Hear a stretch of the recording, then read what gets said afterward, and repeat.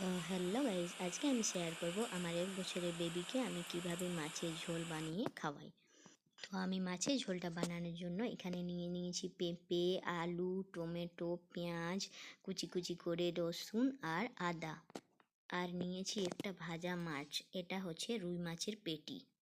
তো প্রথমে আমি প্রেসার কুকারের মধ্যে অল্প একটু অয়েল দিয়ে তারপর একটু জিরে ফোড়ন দিয়ে পেঁয়াজটাকে ভেজে নেব।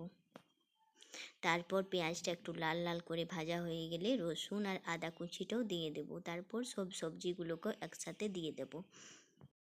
তো এখন আমি এই সবজিগুলোকে দিয়ে ভালো করে নেড়ে চেড়ে এখন দিয়ে দেব অল্প পরিমাণে হলুদ আর একটু লবণ। তোমরা এখানে আরও অনেক রকমের সবজি এড করতে পারো। এখানে তোমরা মিষ্টি আলু এড করতে পারো, গাজর এড করতে পারো। তারপর সব কিছু ভাজা হওয়ার পর আমি এর মধ্যে দিয়ে দিয়েছি জল, তারপর একটু দিয়ে দিয়েছি জিরে গুঁড়ো। তোমরা চাইলে এখানে গোলমরিচ গুঁড়োও দিয়ে দিতে পারো।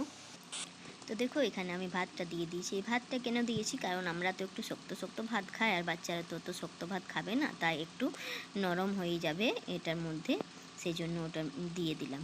তারপর আমি দিয়ে দিয়েছি মাছ ভাজাটা ওর মধ্যে। তারপর এখানে আমি 4 থেকে 5টা সিটি দিয়ে এখন রেডি হয়ে যাবে মাছের ঝোল।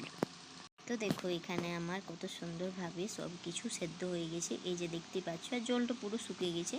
তো এখানে আমি এগুলোকে তুলে নেব। প্রথমে মাছটাকে তুলে নিলাম। তো দেখো কি সুন্দর সেদ্ধ হয়ে গেছে, সব কিছু একদম নরম হয়ে গেছে, আর ভাতটাও কি সুন্দর নরম হয়ে গেছে, খেতে পারবে।